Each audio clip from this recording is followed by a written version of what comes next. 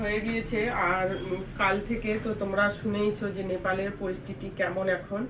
আর ওই যে তিব্বত থেকে হরপা বান এসে কিন্তু সমস্ত কিছু নষ্ট করে দিয়েছে।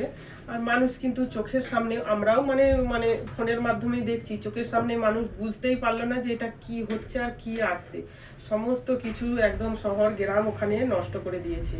আর ওই যে মানুষ বলে না যে মানে প্রাকৃতির কাছে কারোই কিন্তু চলে না, সেটাই কিন্তু হয়ে গেল।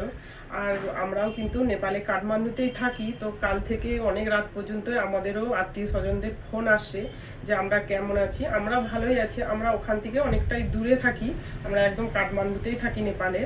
তো যাই হোক, যারা এখনো সুস্থ আছে ওখানে ভগবানের কাছে সবাই মানে প্রে করো, ওরা যেন ভালো থাকে, ভালোভাবে ওরা মানে ভালোভাবে যেখানেই থাকে সুরক্ষা থাকে ওখানে।